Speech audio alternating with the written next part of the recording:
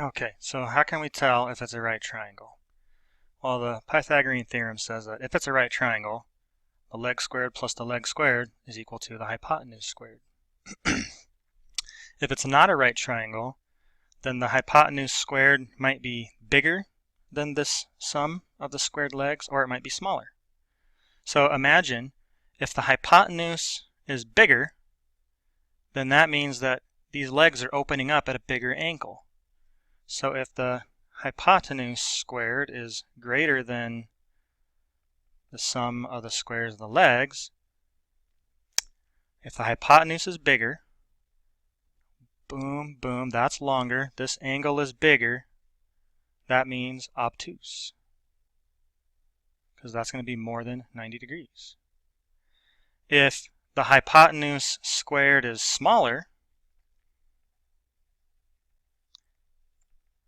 than the sum of the legs squared, then this is shorter, which means this angle is opening up less than 90 degrees, which means that it's an acute angle.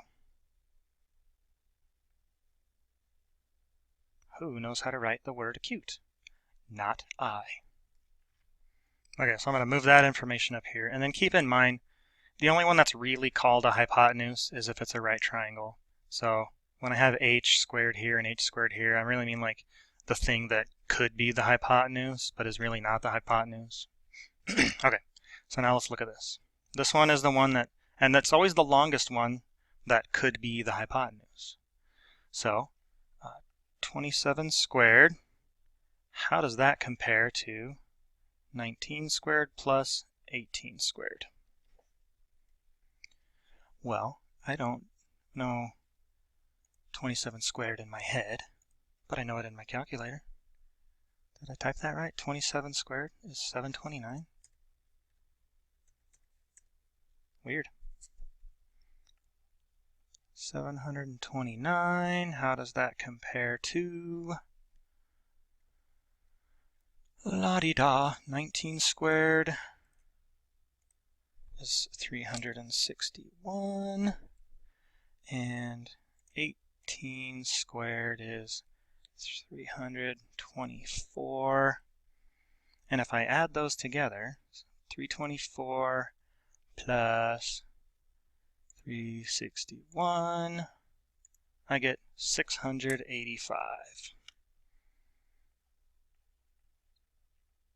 So the thing that could have been my hypotenuse is greater than the sum of the things that could have been my legs. So that means that this is an obtuse triangle. Alright, so which one is the hypotenuse? Which one's the legs?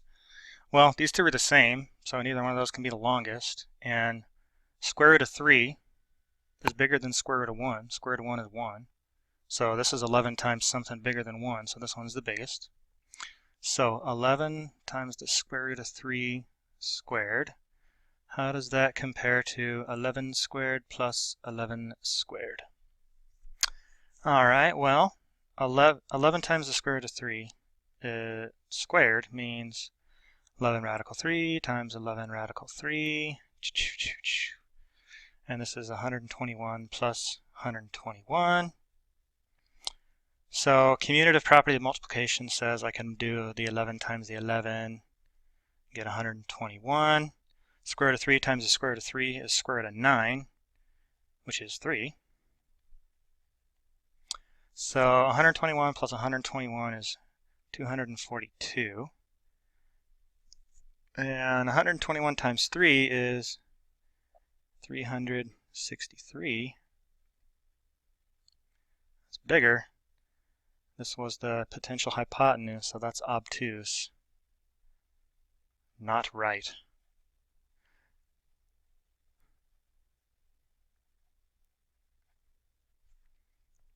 And that's not right in the sense that it's not 90 degrees, not in the sense that it's not correct, because it is correct. Goodbye.